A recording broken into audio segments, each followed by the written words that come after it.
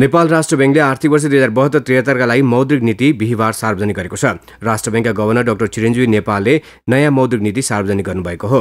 मौद्रिक नीतिमा बैंक तथा वित्तीय संस्थाहरूको चुक्ता पुँजी भारी मात्रामा बढाउने प्रस्ताव गरिएको छ। जसअनुसार वाणिज्य बैंकहरूको चुक्ता पुँजी 8 अर्ब, राष्ट्रिय स्तरका विकास बैंकहरूको 2 अर्ब 50 करोड, 10 जिल्ला कार्यक्षेत्र रहेका क्षेत्रीय स्तरका विकास बैंकको 1 अर्ब 20 करोड, 3 जिल्लासम्म कार्यक्षेत्र रहेका विकास बैंकको पुँजी 40 करोड र राष्ट्रिय स्तरका फाइनान्स कम्पनीहरूको चुक्ता पुँजी 80 करोड पुर्याउने प्रस्ताव गरिएको छ।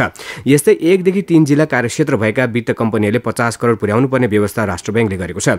2074 सालको असारभित्र चुक्ता पुँजी बढाउनु पर्ने मौद्रिक नीतिमा उल्लेख छ। भोलि कुनै पनि संस्था समस्याग्रस्त नहुन्, लगानी गर्न विदेशी संस्था ताक्न नपरोस् र वित्तीय स्थायित्व कायम होस् भनी अर्थतन्त्र अनुसार संस्थालाई बलियो बनाउन आवश्यक भएरै यो व्यवस्था भएको गभर्नरले उल्लेख गर्नुभयो। सार्क राष्ट्रमध्ये सबैभन्दा कम चुक्ता पुँजीको व्यवस्था नेपालमै रहेको पनि उहाँले दाबी गर्नुभयो। हामीभन्दा सानो अर्थतन्त्र भएको भुटानको समेत हाम्रोमा भन्दा 2.5 गुणा बढी चुक्ता पुँजी राख्नुपर्ने व्यवस्था रहेको उहाँले जिकिर गर्नुभयो। निक्षेपकर्ताहरूको हित सुरक्षित गर्न र संस्थाको लगानी गर्ने क्षमता बढाउन आवश्यक भएरै अध्ययन गरेर यो निर्णय गरिएको पनि उहाँले दाबी गर्नुभयो।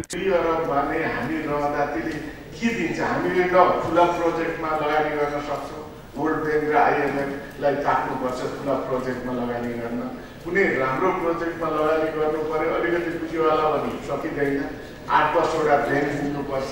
हामीले लगानी कहाँ गर्ने? माइक्रो इन्टरप्राइज, माइक्रो फाइनेन्समा थ्रु ब्याङ्क भइसकेपछि त कमसेकम ठुल्ठुला प्रोजेक्टमा गर्न सक्नु पर्यो नि। त्यसले गर्दाखेरि वित्तीय जोखिम वहन गर्ने क्षमता बढाउनु पर्ने स्थिति देखियो, कर्जा लगानी वृद्धि गर्नुपर्ने स्थिति देखियो, निक्षेपकर्ताको चाहिँ नि हित संरक्षण गर्नुपर्ने स्थिति देखियो, संस्थाको सल्भेन्सीमा सुधार गर्नुपर्ने स्थिति देखियो। समस्याग्रस्त बैंकका लागि छुट्टै विभाग खोलेर बस्ने राष्ट्र बैंकको इच्छा नरहेको पनि गभर्नरले उल्लेख गर्नुभयो। बैंक तथा वित्तीय संस्थाले राष्ट्र बैंकमा राख्ने अनिवार्य मौजदात CRR, वैधानिक तरलता अनुपात लगायतलाई भने यथावत राखिएको छ। मौद्रिक नीतिमा 20 अर्ब रुपियाँ चुक्ता पुँजीको पूर्वाधार विकास बैंक खोल्न राष्ट्र बैंकले सघाउने पनि उल्लेख छ।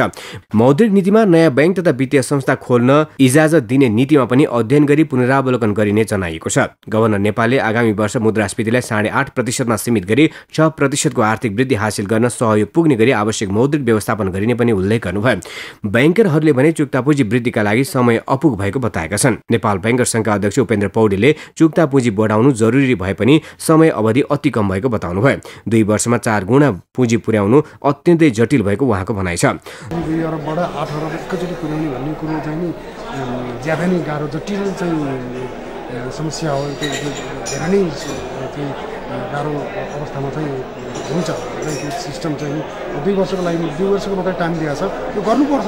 8 अर्ब पुर्याउनु पर्दैन भनिन्छ तर चाहिँ नि अब यो जुन 2 वर्षको टाइम थियो, 2 वर्षको टाइम नै चाहिँ पुर्याउनुको लागि चाहिँ धेरै हिसाबले चाहिँ गाह्रो छ। डेभलपमेन्ट ब्याङ्कर्स एसोसिएसनका अध्यक्ष कृष्णराज लामिछानेले पनि यसका लागि कमसेकम 5 वर्षको समयावधि दिइनुपर्ने बताउनुभयो।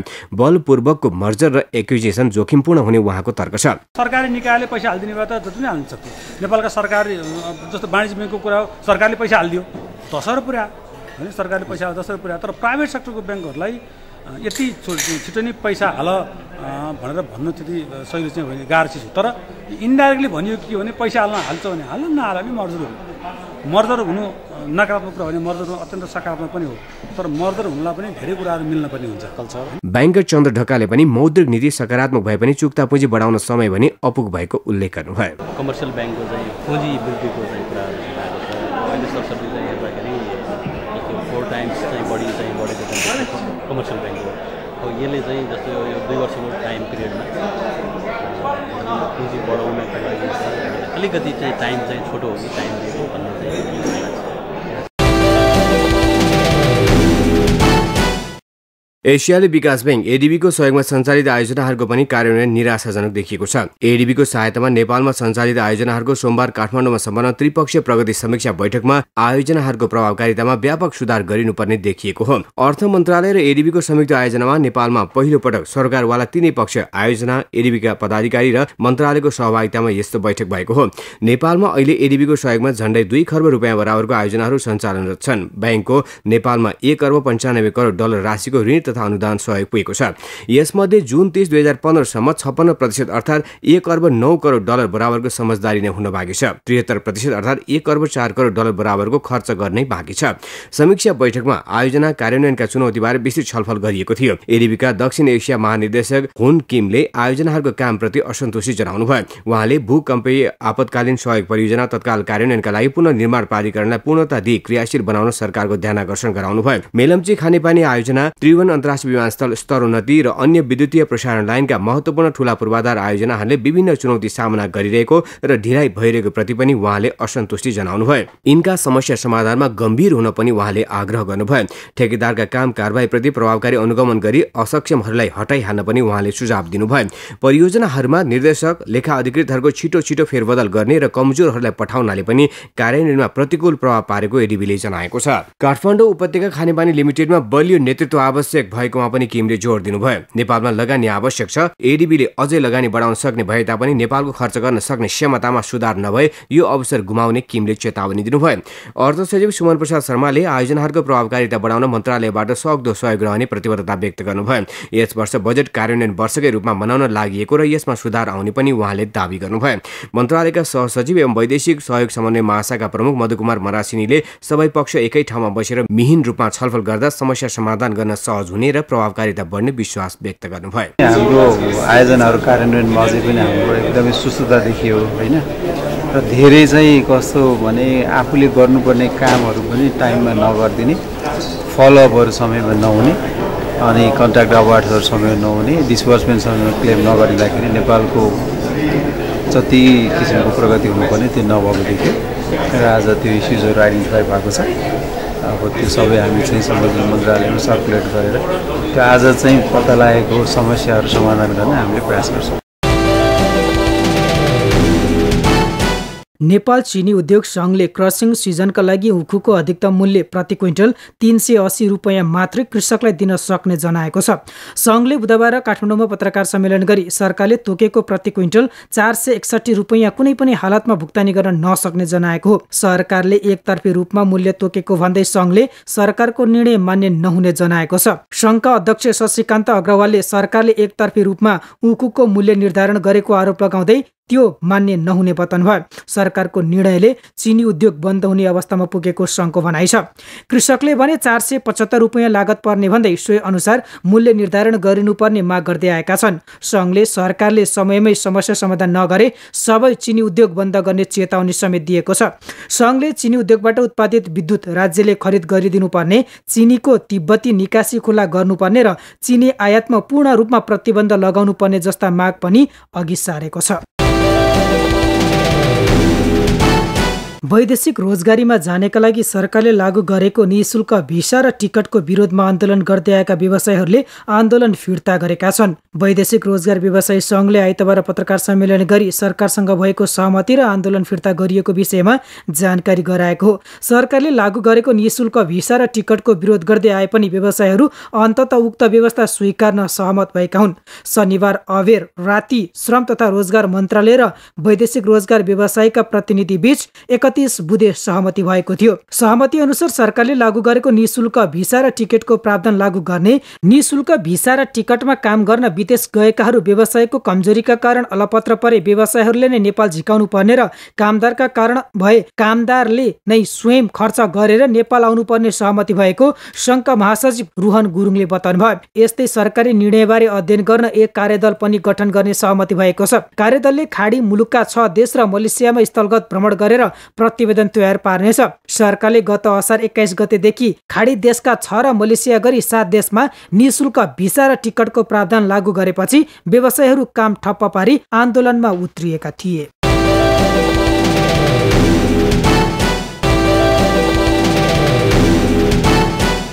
नेपाल चेम्बर अफ कमर्सले कम्बोडिया, लाओस, चीन, Japan, Vietnam, Myanmar, Thailand, Sri Lanka, Bharat र नेपालमा बुद्धिस्ट सर्किट निर्माणमा जोड दिएको छ। नेपालका लागि भियतनामका नवनियुक्त राजदूत टोन सिन थनसँग चेम्बरले गरेको कार्यक्रममा अध्यक्ष राजेश काजी श्रेष्ठले पश्चिमी देशहरूबाट धेरै पर्यटक भित्राउन र धार्मिक पर्यटनको विकासमा योगदान पुर्याउन बुद्धिस्ट सर्किट बनाउन संयुक्त पहलमा जोड दिनुभएको हो। चेम्बरले संविधान निर्माण कार्य अन्तिम चरणमा रहेको भन्दै पर्यटन, पूर्वाधार निर्माण, ऊर्जा, कृषि, खानी तथा खनिजजन्य उद्योग लगायतका क्षेत्रमा भियतनामका उद्यमी व्यवसायहरूले लगानी गरी फाइदा लिन सक्ने राजदूतलाई जानकारी गराएको थियो।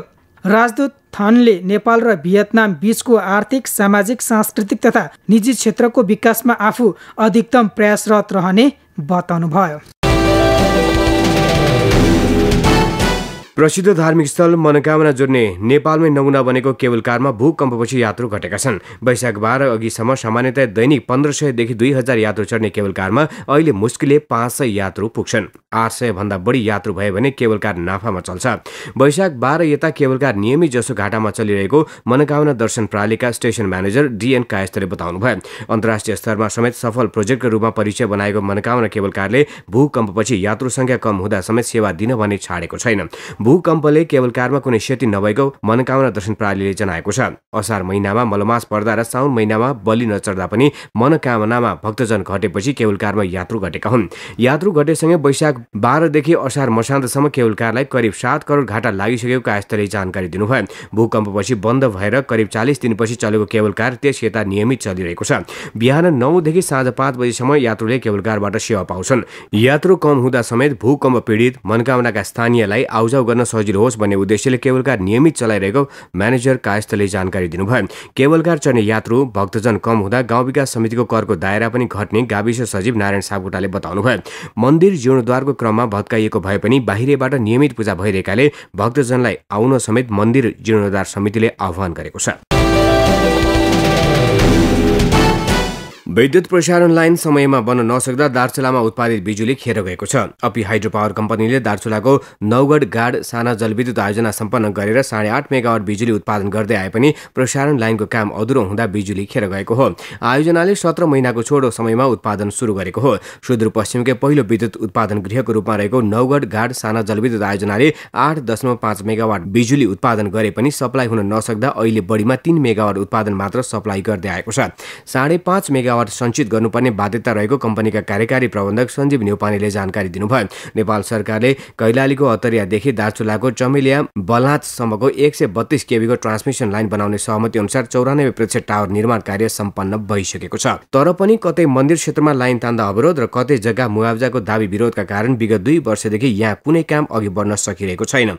सुदूरपश्चिमको गहनाको रूपमा रहेको 131 किलोमिटर लामो विद्युतीय राजमार्ग अतरिया बलाँच 132 केबी ट्रान्समिसन लाइन 2070 मा निर्माण सम्पन्न भइसक्नुपर्ने थियो।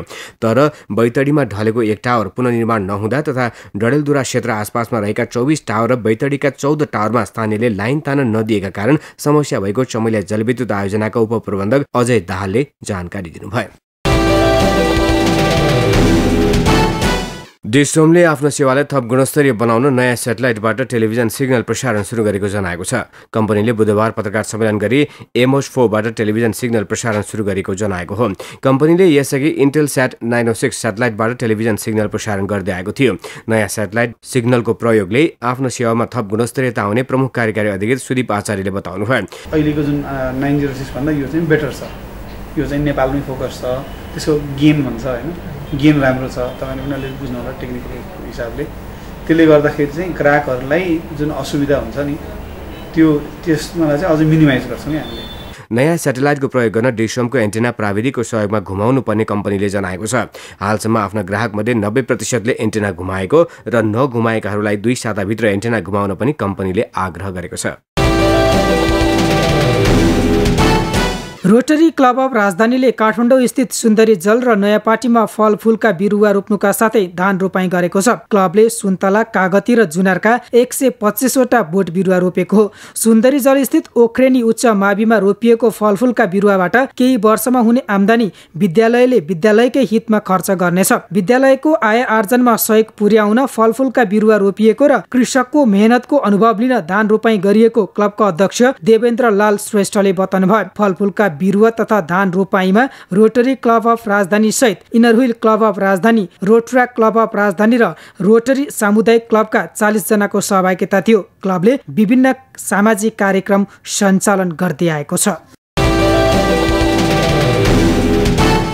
भूकम्पपछिको पुनर्निर्माणका लागि कोरिया सरकारले नेपाललाई 24वटा निर्माण सामग्री प्रदान गरेको छ।